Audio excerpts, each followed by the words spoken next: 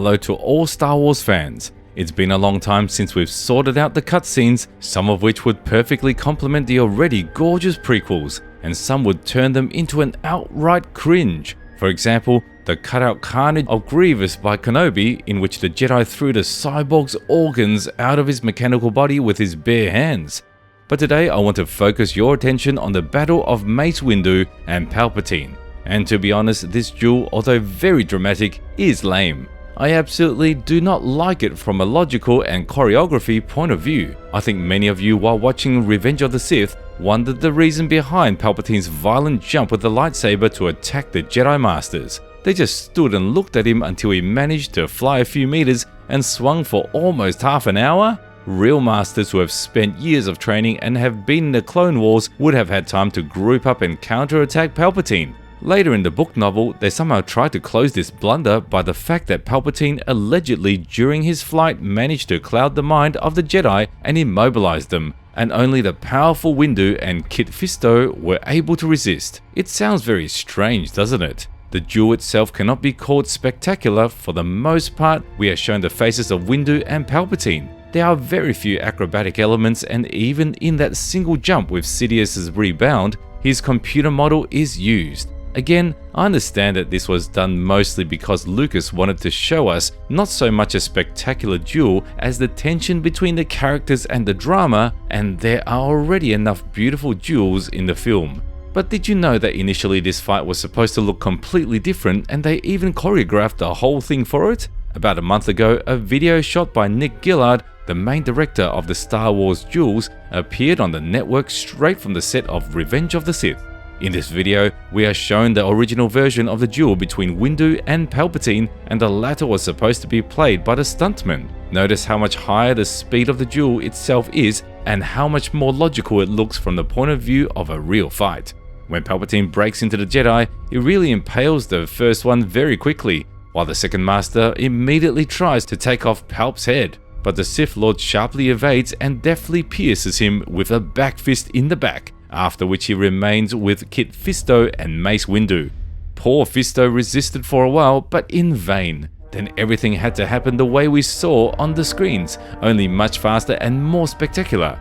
I repeat, pay attention to how much more spectacular and faster the duel looks, and how much more logical Palpatine's swift jump looks with the subsequent piercing of the two masters. They at least tried to fight back, but the interesting things do not end there. As we remember, Anakin did not find the first half of the duel because he was holed up in the Jedi Temple and thought about what to do, but initially he was supposed to be next to Palpatine during his arrest. There's even a frame on the network that shows Skywalker standing next to him, and Windu and his brave friends are walking behind. The most surprising thing is that Anakin in this version should have refused to assist in the arrest of Palpatine and would have said this to the Jedi in person. They say, "Sort it out without me. I need the Chancellor." Even then, we would have realized how insidiously he acted. Even then, his fall to the dark side of the Force would have begun, and an attack on Windows would have to put an end to it. Moreover, there's even a small video from the set on which Anakin can be seen behind the fighting Windu and Palpatine. There he is, walking after them without interfering in the duel, watching.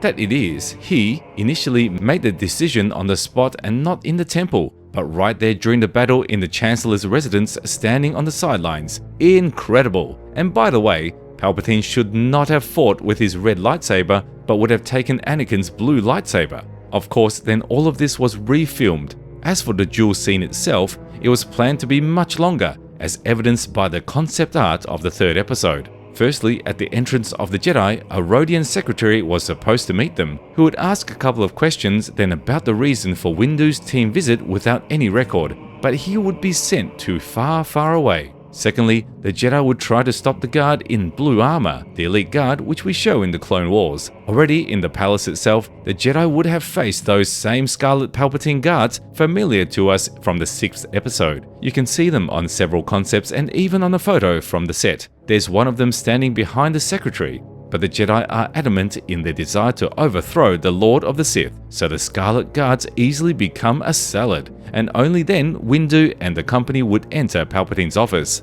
See how many things had to happen before those two clashed together in battle? As a result, the whole thing was badly cut, and we lost a fairly large chunk of the third episode. But as I said earlier, Lucas probably decided to focus on drama at the expense of entertainment. And by the way, this is the second big duel that was greatly shortened. The first was the fight between Obi-Wan and the Magna Guards, which was conceived as the most beautiful duel in Star Wars.